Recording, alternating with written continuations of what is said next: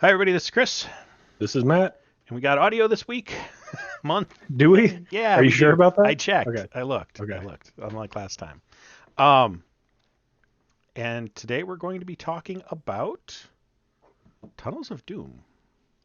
You need to say it more menacingly. Tunnels of Doom. I need to put some like reverb on the Right. That's too high budget for too high us. budget. Well, too high budget for this game. Yeah. Yeah. Oh, but we'll start out with our typical standard intro. This is not a review. This is more of a book club style format where two assholes play a game for a month, or less than in case of a short game, which this is supposed to be a short game, but I don't think it'll be that way. Um, and then come back and talk about it and their feelings and what they saw and everything. We might notice some things a reviewer wouldn't notice. We might not notice some things a reviewer would notice, which is probably far more likely the case. Mm-hmm. It's just our take on this, and watch some gameplay while we talk about it. Um, Published in 1982 by Texas Instruments.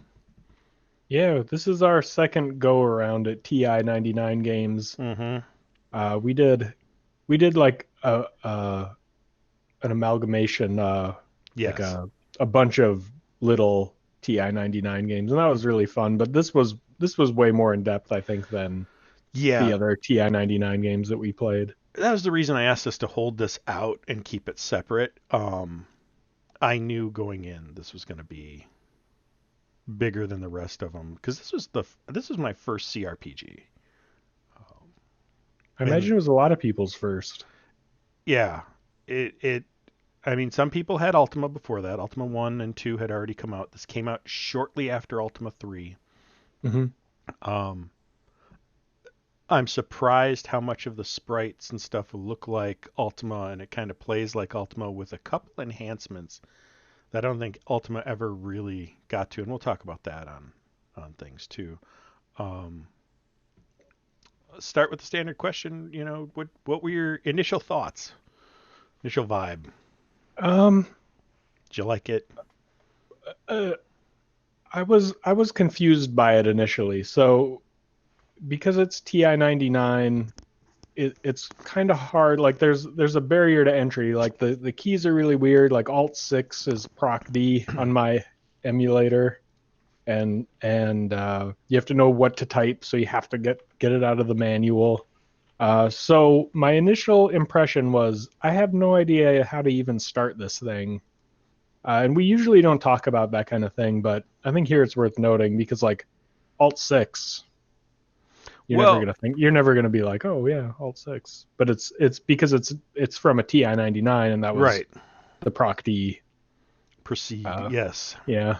I call it Proc D because it sounds like a rapper from like the 80s, like a um. Beastie Boy that didn't make Yeah. it.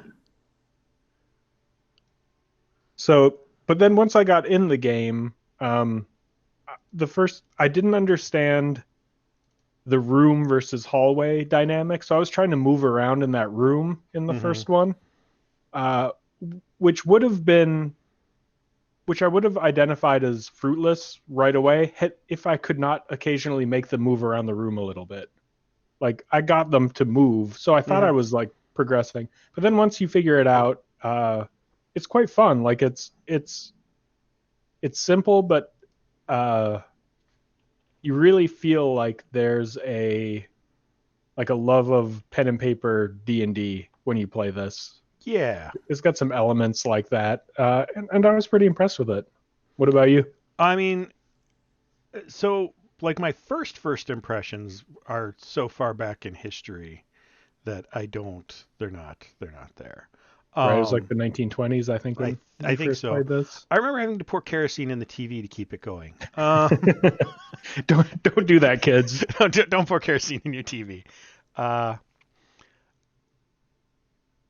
but what struck me again coming back to it this time is you always go in with a little trepidation of like, oh, is this gonna be what I remember? Um, and sometimes it is, sometimes it isn't. In this case, I was very happy and very surprised that it absolutely was uh, better than I remember. Um, just so much more fun, so much simultaneously casual, and yet gives you enough stuff to dig into if you're somebody who's intense in your gaming. That, like, you make a 10 level dungeon, that's an adventure. If you make a 2 level thing, you'll be able to blow through it in like a couple hours and have some fun and move some guys around and kill some things. Mm-hmm. There's no real stats to maintain, um, which gives it that very old school Dungeons and Dragons vibe, because the stats used to be far less important. In original Dungeons and Dragons, the most you got was like a +1 or -1 to something. It wasn't like +20 to your roll or something like that. Right.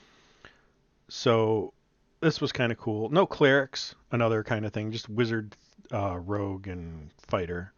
Um, Yeah, I liked how varied the experience can be. Like you can play what you can have a party of one, you can have a party of four, you can have a mm-hmm. small hard dungeon or a long easy Right. dungeon. Like there's a lot you can do, and Yeah. and I mean the noteworthy thing that we haven't touched on is that it's procedurally generated. Procedurally generated. Yeah, we'll talk about that a little bit here in a second. Before I get off it too far, you're talking about like not knowing, um, like what the commands were and stuff like that. And I want to do something here where, uh, hang on. Okay. I know, right? Transition. I'm pulling up the keyboard on the screen right now, and I'll bring it up for you too, so you can kind of see it. Where'd you go? Where'd you go? Where'd you go? But I want to show the difference and show why, proceed was Alt 6 and stuff like that. Yeah. Because there is a reason for it. Yeah, it's important perspective to have. I mean, if you're going to do any TI Mm-hmm. emulation, it's good to know about. Well, in any of these old games, like you're trying to figure out where stuff is, but you have to keep in mind what the keyboard originally looked like. Right. Not a lot to work with there. Not a lot of space to work with. And you'll see like above the 6 is a proceed, and above the 8 is a redo. So this was all like written right on the keyboard Yeah. for you to kind of look at and understand. So it wasn't as odd there. And you'll see, oh man, they almost got the movement keys right. Mm, ESDX, you mean, ESDX. yeah. I Like, really like I struggled with the movement keys more than I want to admit because like I consider myself an intelligent person, but not right. not when trying to use ESDX to move around, I guess, Well, because I would constantly fuck it up. And it's not one of those games where it's like, oh, you hit a wrong key, I your did turn's too. okay. I did too. And but if you look on the TI keyboard, the Right, arrow keys are on the keys. right, So it wouldn't have felt as weird or as out of place playing on that, because you would see them there, and there wasn't years of muscle memory built into an ESDF or WASD right. mindset. So um, yeah,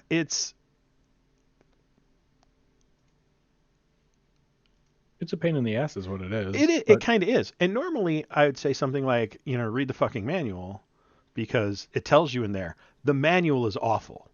The manual is abysmal the for this manual for game. this game is trash. It's so bad. Like It's it's stuff spread out all over the place. You can't find what you need. right. It's not a good It's not a good experience. learning tool. Mm-mm.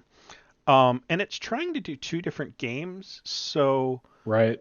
it has a general set of keyboard commands that work in both games, and then each game has a separate set of like keyboard commands spelling out what happens in their game, and then there's another thing at the end that has like another set of keyboard commands that also work in maybe both games or something like that. But nowhere can you just pick a page and learn how to control this thing. Right. And even transitions into the game a little bit because like when you drink the fountains, it'll tell you damage reduced and you're like, "Oh shit, my damage is reduced." But that's good. Like you want your Right. because your damage is how much damage you have sustained. Right. Not Not how much great. damage you're causing. Yeah. Right. It's just like it's not very clear. Right. So there's this barrier to entry of things are obscured or don't necessarily make sense until you figure them out. But once you pass that, Hmm. I love this game.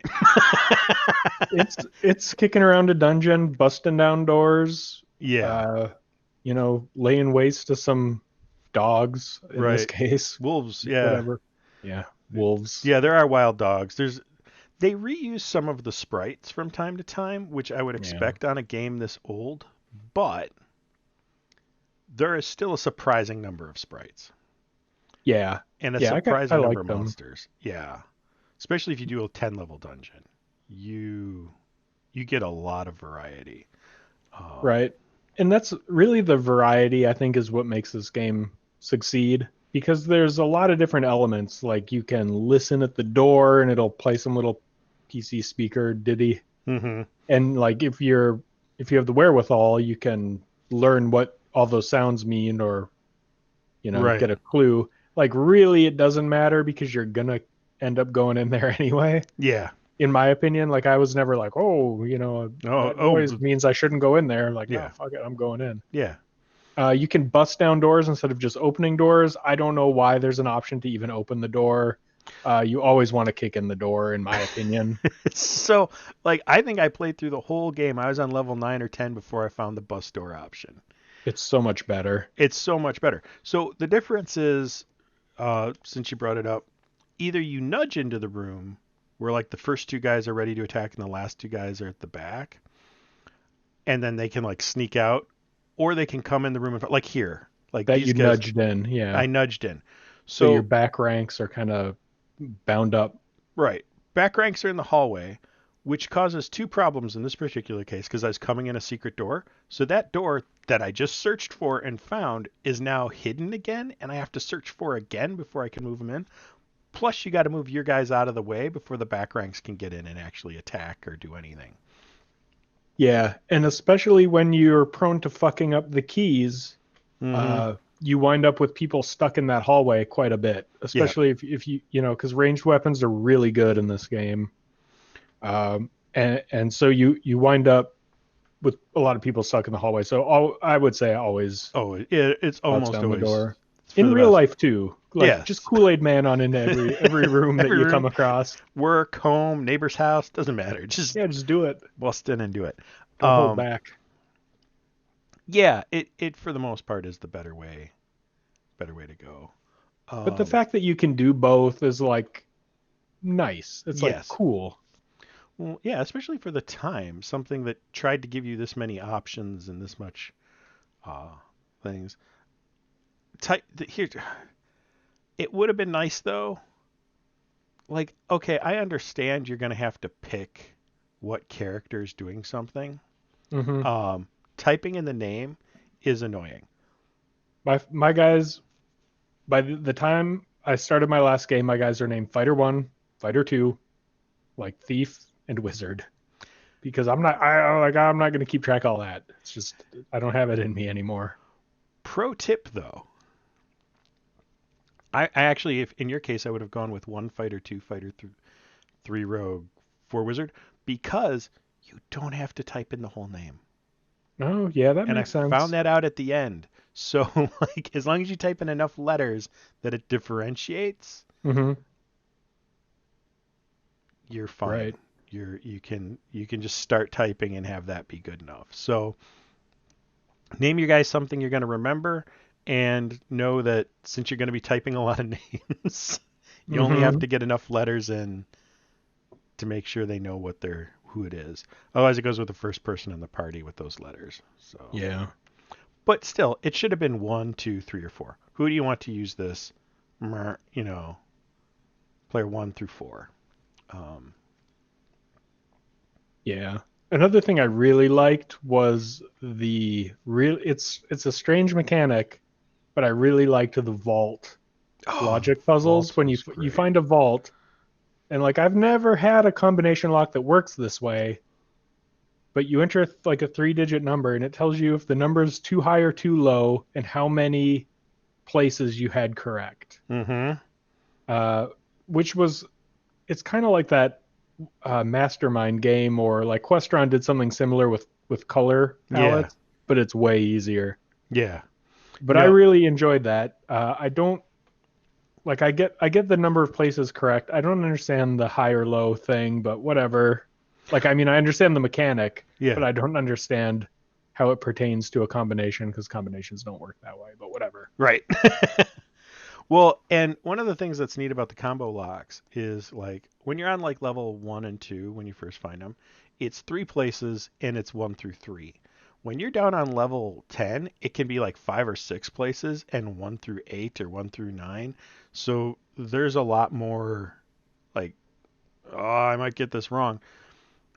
So you have to use like the standard, you know, cipher, puzzle things to get it done. Because every Yeah. time you mess up, it rolls to see if the trap causes damage to you. Like if you take Right. damage from trying to pick the lock. So until you learn that and until you see that, you'll actually get a guy not killed. And we should talk about how forgiving this game is. But you'll get a guy taken out, um, and have to wait for them to come back. Yeah. I never had too much of a problem with them, but the first few times I did it, I didn't really understand what the mechanic was. And I guess I was just too lazy to go look at the manual. I don't know Who if the knows if manual it's even tells in you. Yeah, there? It is in there, I think, it may be. I don't know. but fuck that manual. I But As a I did proponent of kill guys. manuals, I don't. Not this one. This one's awful. No, it just like learn the keys and just figure it out on your own. Well, and I want to talk about how forgiving the game is because I think the first time I was playing through again, I restarted a couple times because I thought I got a guy killed. He went below 0 hit points. I'm like, oh crap, because Yep. there are healing spells. We'll talk about magic in a bit too. Um, but there's really no like res stations. There's no anything like that. And so I thought, oh, I've lost this guy on level Hmm. 2. I'm not finishing this dungeon. But unless it's a total party wipe, everybody will come back. Yeah. They will eventually get their hit points back, and they will come back. You can force them to drink from a fountain that might or might not raise their hit points. We'll complain about fountains in a little bit too. Um, you can do some save scumming since you're not saving to tape. That was one of the things. This was the game where I talk about how, as a kid, we would want to play this game. So we would start loading it. And it comes on a cartridge and a cassette. So you got the cartridge running, but then everything's saved on a cassette. So we would put it in, then we'd start loading off the cassette, go outside and play for half an hour or so, come back in to actually play the game. We'd have to wait that sort of long. Doing this on an SSD, like, go ahead, save scum. Like, save Yeah. before you drink from a fountain. If you don't like the result, reload. You can do stuff like that. I'm not necessarily saying that's a great way to play the game because it takes some of the adventure out of it, but Yeah. Easy to do. easy to do. Easy to do. Low barrier to entry. Yeah. Um, Food is the other thing that's in this game, and how it works is as long as you have food, you heal every 10 steps or so, depending on what magic items you've used through the adventure. Um, Yeah, that's again very generous. Like it doesn't kill you or no, anything. It's just a convenience, you don't which have is to buy nice. food. Yeah. Yeah, we've bitched about food so many times in games, but uh This one did it well. yeah, I liked I like that overall. Hmm. Yeah. How did you feel about the time limit? So this is one of the hard things on the game is it gives a time limit to achieve the objectives. I think it was a necessary evil. Uh it overall it worked. It's not how I choose to play games. Like I Hmm. kind of like to be able to go at my own pace and not like if you're on a big dungeon and you just run out of time and you've put in all that work, it's kind of a kick in the teeth. It really But is. but otherwise you would just meander around and there's no real driving force to get you to do anything. I mean, running out of rooms, of course, is gonna Well, push you but along, but like you can go down and come back up, and some rooms will restock, yeah, which I think is awesome. So like you can't count on things, you know, being empty on your way back if you're down 3 levels and trying to get back up to the top to heal and buy some stuff. right. Um, I wish that time limit was optional.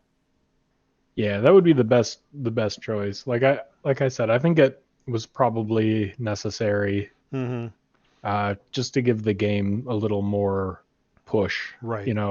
a stick. Yeah, with as generous as everything else was, I understand why it's necessary to Right. give the game some weight, but I'd have still played the hell out of this game. I'd have just loaded up 10 level dungeons and enjoyed walking through them. Yeah. The fights are short enough that they don't overstay their welcome. The dungeon levels are small enough that you don't feel like you're walking forever. We should talk about what I'm pulling up here, the map. It Yeah. has an auto mapping feature. Auto mapping was great. I really liked it because the world's not particularly rich, so it's not super satisfying to map out. And of course, because it's procedurally generated, it would be Not keeping it anyway. Yeah. yeah, right. So I was really impressed with the auto map. I liked it a lot. Hmm. I like that. One of the things I thought was interesting is, first off, it maps where you go and keeps track of that. But one of the things you have to do before you can go down a level is find the map for that level, Hmm. which seems a little artificial, but um, having the map for the level even be an item is awesome because Yeah. it lets you suddenly like it feels like you've unlocked this bit of knowledge that's actually useful since you are on a time limit. It's like go go go. Yeah. Um, and I don't know. I just love everything about how the map works. Yeah. It's really good. Really well designed game element. Good Yeah. job. I like, speaking of items and looking at that thing on the floor here, like sometimes, so you can only hold 2 weapons in one armor. If you have to drop one because you find something better in a room and you leave and come back, what you dropped is still in that room, Yeah. which is a really nice touch. I think that's really cool. Not that it matters much because you can't sell anything in the game, Right. which I mean, I guess I get, but Yeah, I mean, you gotta give the guy props for opening a shop in the middle of a dungeon anyway. So, yeah, that is one of the few like oddities, but um, I feel yeah. like it's necessary to make the gameplay good. Is like every few levels you'll find somebody with a shop that might sell dwarven hammers or mason chains or items that you haven't found or seen anything else. There are magic items that are feel simultaneously low magic and yet incredibly useful and powerful, like the quick bow where you no longer need arrows, or Yeah. the wizard blade, which gives your wizard a melee weapon they can actually do some damage with, or different sets of armor that actually do some stuff. The magic lanterns. Did you find many of those? No. So they're one-shot items that, when you use them, either increase or decrease the chance of wandering monsters, or increase or decrease how often food is consumed to cause healing. Oh, nice. So, and that's a great messing with mechanics that I don't think I've seen other people use anywhere. I can't think of another game that does that. Increases or decreases your chance of wandering monsters, except for Darkest Dungeon. Um, Oh, yeah. Darkest Dungeon has stuff, ways you can mess with that. Yeah. That's a weird game. Yeah. I didn't understand the level advancement at all. Did you? No, and like I gotta be honest, I really there are a lot of mechanics in this. Like I didn't like the magic mechanics. I struggled a lot with the combat, the way you attack or move and then attack. Is Mm-hmm. that what it is, or do you attack and then move? You move and then attack. Yeah. You can Uh, just attack, but once you've attacked, you're done moving. right. Um, I mean, it makes sense. You get used to it eventually. I was gonna say, if you've played Dungeons and Dragons third, fourth, or fifth edition, this is move minor standard without the minor. Um, you can move and then cast a spell or fire a bow or do something like that. I think if you fire a bow, you can do it twice. Really? I think so. Or Huh. maybe it's you can cast two spells. Um, Yeah. here's your dog bone chest. Yeah. Well, I did like that you stumble on so many different things as Mm, you play this game. It keeps it pretty interesting. yeah, You always feel like there's more to explore and more happening. yeah. Uh, but yeah, that chest, like I thought it had a dog bone on it. I thought it was like a bag of treats for your guys. Doesn't it look like a doggy It does bag look with a like a bone on it? yeah, it kind of does. It kind of does. I see that. I don't see chest. I've never seen chest there, but it says chest, so Yeah, right. You can't argue with the game, but right. yeah, Well, and for Tunnels of Doom, this game is brightly colored it and really is. it's got this Fisher Pricey friendly feeling that adds to its charm. I would not have made this game this way, but it does really add to the charm of the game. Um, Yeah, like when I first entered the game, I was looking down a hallway and I thought it was like a clown's bow tie because it was like pink and like yellow. Uh, yeah, Graphically, bold like it's choices for the first level too. Like they change every like 3 levels, but yeah, uh, really really an odd uh vibe to hmm this game, but I like it. Like it, you're right, it is charming. hmm um, talked about that. One of the other things that's charming and friendly and nice is the compass is always at the top. Yes, that's very nice. You always know This what game is direction you're heading. really friendly. Yeah. Between the auto map and the compass, like you are never lost. You can just Mm-mm. bop out to your auto map and know exactly where you are and where Yep. you want to go. And it's a lot of these old games, like it's a serious time investment hmm to sit down because you're going to have to map the whole thing out. It's going to be a Right. big to do. But in this case, it's not. Like it's just real easy to breeze through these dungeons. It's not that it's a super easy game, but No, the mechanics are really friendly. it's easy to play. I won't say it's Yeah. hard to master, but it's you're not gonna just bumble your way through it. You got to Yeah. put some time and thought because you're like, okay, I've got this many moves left to find the king and the orb, which are the two objectives. You got to find two things in the dungeon before time runs out. And get out. No, I Well, don't you don't think. have to get out before the time runs Right. out. You just got to find them. Yeah. Um, and oh, I forgot where I was going with that. Uh, if on the two items, you do have to get out, don't you? I don't know if To you have to to get out. win. I think you do. Maybe. Because I found the first game I played, I found them and I was like, okay, now Get to what? wander out. Oh, that it's casual but not casual. Like it's not a. It's like if you're like, oh, I want to try an old school RPG, but I don't want a serious time investment. And I want to like find out what was some of the magic, what was some of the things. This Hmm. isn't a bad one to try. Um, Load up 2 levels because you can pick how many levels you want your dungeon to be. Pick 2 levels, you'll knock it out in an hour or two, um, and you'll get a sense of kind of what it was like at that time. Um,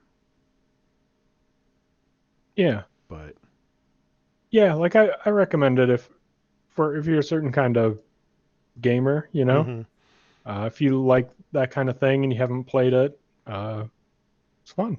yeah, um, I do think. Oh, we were talking about other ways you can play where you can like have different amounts of guys who are different things. One thing I've wanted to try, I never have, is if you choose to go in with only one guy, he's called a hero. He doesn't pick a class, and he can do everything. Oh, really? Yeah, I didn't know that. yeah. So I Did want you to try that sometime. did you try there's like two games here. There's when you start with Quest, and that's Hmm. this, and then Yeah, there's when you start with Penny. They talk about it in the manual, which I skimmed. yeah. It's like King something's Penny Adventure, some ridiculous Penny, kids game. yeah. Pennies is meant for little kids. So Yeah, like if you want to if you got little kids who might be into something like this, which you don't. you don't. I No want one you does. to, but you don't. There's too many cool things. This is not gonna. It ain't Fortnite, I'll tell you that Yeah, much. Fortnite. They don't do dances. They don't No. even do fantasy dances like when the heroes kill or monsters kill your guys. Um, you remember that? Little monsters did a dance when your party died on In the which Apple game? version, the fantasy. Oh, yeah, yeah, I remember that. That was great. This is so good. I was thinking Final Fantasy, where your guys do their little Oh, dance when that too. they Yeah, win no. a battle.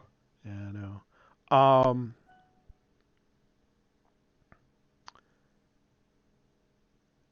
Yeah, the only other thing I guess I want to talk about is like this was. Oh, I want to complain about fountains. Oh God, yeah. I hated the fountains. So, like, you find these fountains wandering around. There's one ahead of us here. That's what jarred my memory towards it. Hmm. They each have a random effect. And when I say each have a random effect, I don't mean you find one that raises your stats or one that lowers your stats or something and it's random. I mean, each time you drink, it does something different. There's Right. no set solid, this is what it does thing. And I felt so disconnected from my guys' stats in this game that I didn't really care. Like I just stopped using them really. Yeah, the only stats you really need to worry about are how many hit points they have. Right. And that just goes up with levels and time. So just, keep killing things, keep getting levels. Um, and that ends up being how I didn't finish my version of this time. I wasn't able to quite finish it. I know what room the final what the orb was in. Hmm. I had 10 moves left to get the orb, but it was full of these sprites that what they would do is up their defense, and there were 10 of them. And so all 5 of them in the back would all like chain cast this defense increase. So I couldn't hit them Yeah. ever. And a higher level characters probably could have, but I just couldn't do it because I rushed down there and skipped a bunch of stuff. And so my guys just weren't good enough to finish the thing. If I had some spells, but I'd burnt my spells like searching other places. Yeah. And we should talk about the magic system in depth. I hated them. It's item based magic system, and I did not like it. Right. Wizards can use scrolls, no one else can. A scroll can get used like 1 to 3 times, usually two. I haven't found much that changed off that. There were a couple though, um, and or at least it felt like they were. I wasn't keeping solid count, but I know there were some that got used instantly, and there were some that I could use a couple times, a few times. Yeah. Um, so you need to have a couple in your pocket for these situations where you have to win a room, and I just didn't at the end there. I Hmm. um, just wasn't something I did. Um, Pixies, like you can. This is one thing I think is kind of cool. Um, you can pull up information on the monster in the room you're in. Did you attempt to bargain with the pixies at any point? That's a thing you can do. I have done bargaining. All it lets you do is pass through the room, Oh. and Oh yeah, right. I needed to You kill need the them to item, get the things. right? Yeah. Gotcha. So I never bargained with the people. It's just like I don't negotiate with terrorists. So right. it's like we're doing it. Well, and you're gonna want the XP for killing them, so I don't know why you would negotiate or anything like that unless you were actually truly role playing Right. the situation. And yeah, Yeah, it's cool that you can see Hmm. the information about all the guys. Like it's pretty rich with information in the interface if you want to engage with it. Right. Um, but the spells, they're all on scrolls or wands. Um, but they get used up, and then you do not have that anymore. It's gone. It's just gone. Um, and you only have 10 slots to hold things. So you need to keep using them because otherwise you won't be able to hold all of them. Yeah, And most of them are protection, which are handy, but not always what you need. not really always what you need. Um, yeah, Yeah, I ended up not using magic a lot. Really, like I'd rather just give that guy a sling and call it a day. usually I did. I mean, how would you have fixed magic? Because you don't want to give them unlimited fireball. Would you have added magic points and just let those regenerate?